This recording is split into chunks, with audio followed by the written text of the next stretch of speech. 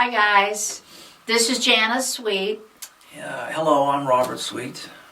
of Stryper, And she's my mom.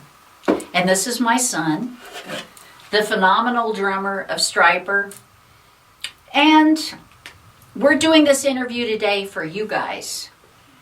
What we want to do is invite you into our past and share some things that may have never been shared before. So we're going to get right into it, okay, Robert? Okay. Okay, what bands were you in before Stryper? With or without Mike? Can you name all of them for us? Well, really, if you want to know the truth, it's always kind of been with Michael. Him and I are 3 years apart, but it started back when I was in the 6th grade and he was in the 3rd grade. And I still have the trophy for it. We played a telecontest at our elementary school, and my brother wore a Fender jazz bass that was bigger than him, and we've all been sorrowful that we didn't keep that bass because it'd be worth about $20,000 now. It's a real rare one. And I played drums standing up. I didn't even have a seat. And we won first place that day. And I remember walking out with the trophy in my hand going, all right, I think this is going to work. And, you know, I was just a kid. But being in the 6th grade, I somehow knew that it was going to work with my brother and I.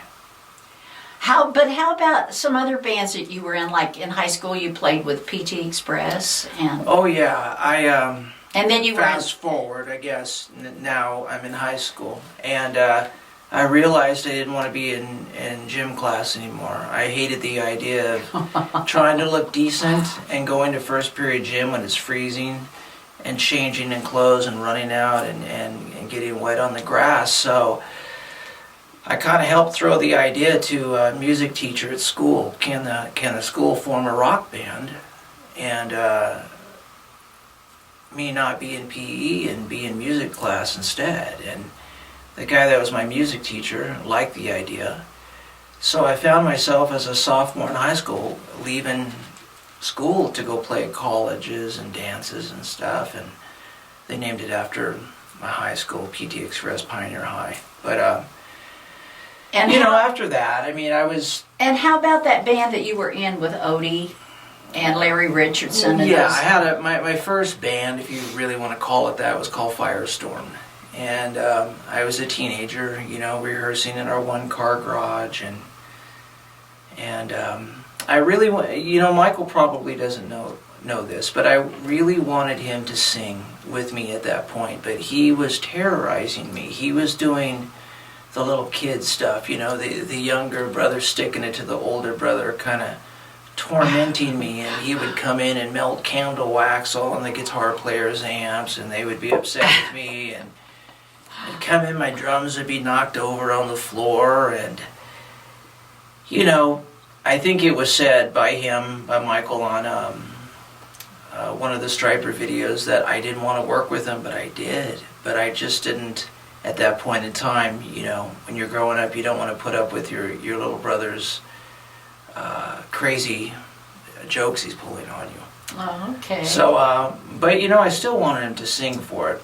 Yeah. And it was really shortly after that I think he did start singing. Yeah, not too long after that. Yeah, he was just a kid, I was just a kid, but I could tell he had a gift for singing. It came real natural with him. And that's how it was with me with drums. Well, when you were young, what inspired you to want to play drums? I have no idea. I was on the way to Las Vegas, which is where we're filming this, and where I live now. And I think the year was 1970, and I stopped in some casino somewhere, and I saw a blue sparkle drum set. Oh. And I really loved that kit, and here all these years later, I don't own a blue sparkle drum kit. It was either blue or purple. So I'm going to have to get one. But I remember looking at that kit and standing there thinking how beautiful it was. And I don't know, I just kind of went, I'm going to play drums. I look at these beautiful guitars, and really, I wanted to be a guitar player. Wow. That's what I wanted to be. Uh-huh. And, here I am with my guitar pick necklace on as a drummer. Well, you play a little guitar. I do play guitar, yeah, and I have a handful of beautiful guitars because of all you wonderful people out there, and my brother's given me a few, and some wonderful people who have endorsed me. But, Do you remember the first song you ever learned wow. when you were playing drums? When you first started playing drums? I think it probably had to be some Grand Funk songs. As a little kid, and I remember asking you when I was 10 if I could go see Grand Funk, and you said, no, you're too young. And just something about that band all the way back then I just really loved. And, later would, of course, come Led Zeppelin and Kiss and Van Halen and all the other I bands remember that I the was Van into. Halen concerts. Oh, I was a Van Halen nut. I still am. All these years later, and I hope I get to meet the Van Halen brothers. I've only tried since 1978. Yeah. The closest I came is I bumped forehead to forehead with Edward Van Halen in the parking lot of the Forum.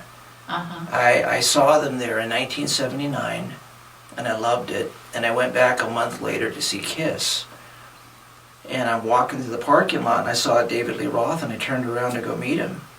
And bam, all of a sudden I saw stars, like pink stars, and I had bumped forehead to forehead with Edward Van Halen. Not everybody can say that. And I know it was a unique experience, and his brother was holding him up, said, hey man, sorry, he's had a few too many.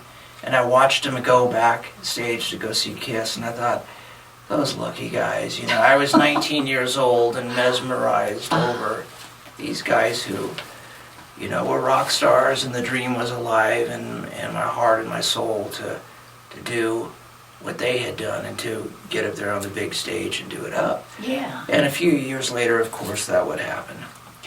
Okay, let's talk about early gigs with Rox or Rox Regime when you weren't playing music with a positive message.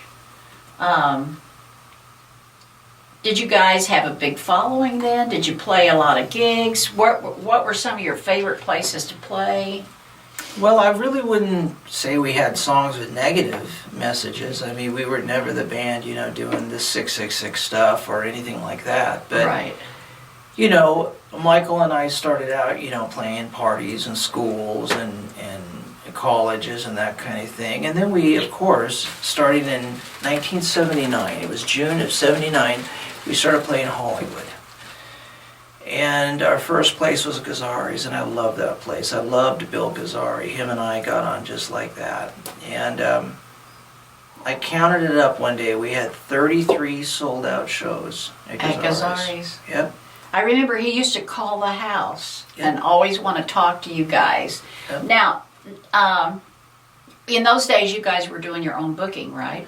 Well, I was. I was the guy on the phone doing the booking. And I remember Bill Gazzari used to come up to me and ask me to go round up girls for his Quaalude parties at the club. Okay. And I was like, well, okay, Bill. So I go out and... I think he used to talk to Mike about that, too. Oh, yeah, I'm sure he did. Yeah. But, that was the beginning of... And I'd gone to Hollywood before that. I used to go see so many of the other bands, like, say, Snow. I just recently talked to Carlos Cavazo and told him that I used to come and see him all the time. Or the guys in Yesterday and Today, which, what a fantastic band. I just was blown away. I think I saw them 7 or 8 times at a place called the Starwood, which was a bank. Oh, I remember in the that 20s. place. What happened? That place closed down, didn't it? It burned down.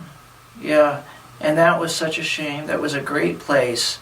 And I remember going up on the roof and standing there going, wow, this is just fantastic. And we used to go and see all of the bands. I remember seeing London, where Nikki Sixx was in it before Motley Crue, and just so many other bands play there. Of course, the Roxy and the Troubadour and Gazzari's, and later, the Country Club. The Country Club was a very popular place. That was like the showcase club. That and the Roxy. Yeah. I mean, if you were showcasing for a label, that's where you played. Okay. Let me see if I can see my next question here. What can you recall about when you first saw Tim playing with Stormer, and where was that at? Well, I think the first time I saw Timmy play in a band, he was in another band. And what was the name of that band? I remember it had the word lace in it. But I can't Leather and remember. Lace? Not Leather and No, Lace. it's not that. Sorry, Tim, I can't remember. But I think we were actually playing a show together. Uh-huh. And I saw him play, and I thought, that guy's a really good bass player, and he's got great hair. Oh. You know, he had the real long hair, and then it was a couple of years later, I saw him play with Stormer, and he had really, really long hair down to his waist, and I thought, man, that right there is the guy.